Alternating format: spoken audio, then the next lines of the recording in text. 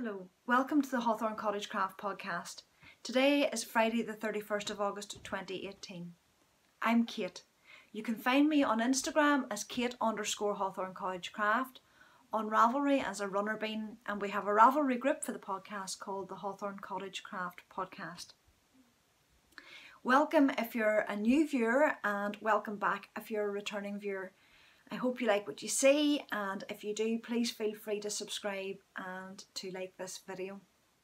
Today is a little unusual in that there's no actual knitting content. Instead, I want to review an ebook, and I also have two prizes to announce from giveaways that we're running in the Ravelry group. But to begin with, I want to review a book that I was sent a few weeks ago by the Making Stories team. They had approached me and asked would I review the book and let you know what I think about it, which I very gladly said yes to. I have seen, and I'm sure you have seen, some of the Making Stories publications such as Breeze and Woods, and I love the aesthetic of these books. I love the pattern selections that they have. They are simple yet stunningly beautiful, and I really embrace their ethos of sustainable and environmentally friendly produced yarns and promoting independent designers. Those things all speak to me. If you've watched the podcast before, you know that I'm trying to tend towards knitting with natural fibres. I still have a lot of sock yarn that is superwash, and that's fine. I'm going to use those. But when it comes to garment knitting in particular, I really like knitting with sustainable yarn and with yarn that has been produced naturally. So as I said, I was very happy to have a look at this book, and they sent through their copy. When it arrived, the other thing that really intrigued me and really made me interested was the fact that it was stripes. This entire collection is based on stripes.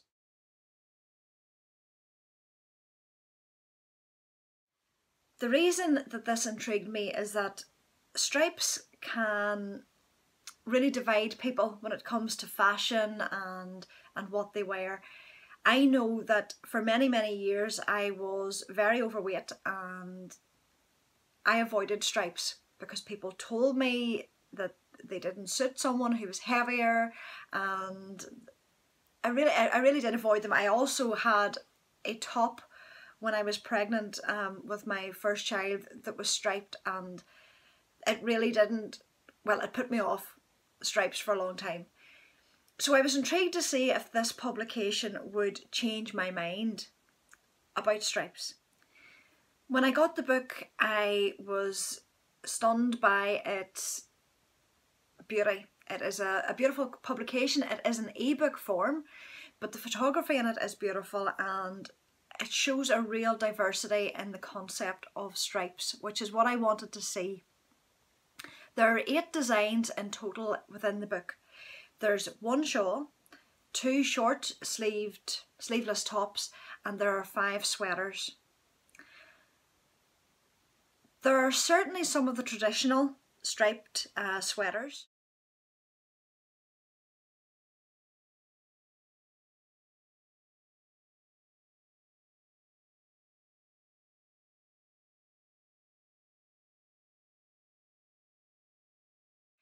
But what I was really pleased to see was how the concept of stripes was interpreted in a different way, which is away from that Breton stripe and what I would classically think of as a striped garment. They have played with texture, they have played with stitch usage to create stripes in one colour.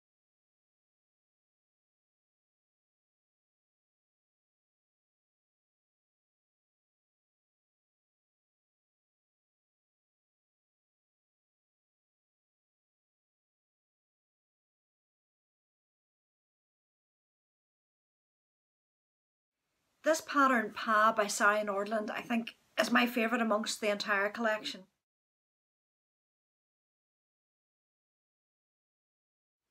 It stood out very, very early on for me, and I think it is definitely going to go on my list.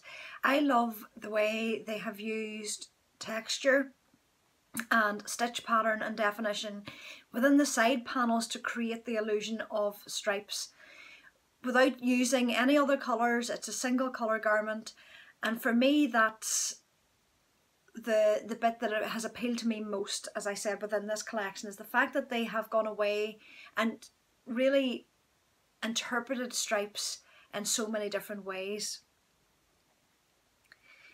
The yarn used for this particular garment also struck me. It is a yak and silk mix 50-50. It's from Yak, and it's beautiful. And again, the collection itself uses a variety of yarns, variety of weights of yarns. There are fingering weight patterns, and there are heavier weighted garments within there too. And they use a range of bases. There's linen, there's silk, there's Shetland. So it appeals to everybody and should appeal to everybody, and a wide range of knitters and styles. I'm really looking forward to getting some of these patterns on the needles. I really like the shawl pattern as well. But thank you to Making Stories for allowing me to review the book and have a look at the book and potentially knit some of the patterns. I'm very grateful for that chance. But also thank you to Making Stories, because they not only sent me a copy, but they have said that you can have a copy of Making Stories as well. So I'm going to run this giveaway for the Making Stories ebook on my Instagram page. If you go over to Instagram, you will find a post there with all the details about the Making Stories and links to the Ravelry page, and links to the Stripes ebook will be in the down bar below, so that if you want to go and have a look at it on Ravelry, you can do that. But the competition will run there and all the rules will be there, and I'll draw from that. But that's not all. The Making Stories book is obviously the main prize, but Emma from Woolly Mammoth Fibre Company, who is Woolly Mammoth Fibres on Instagram, has also donated to this prize as well. She has offered the winner a 20% discount from her shop.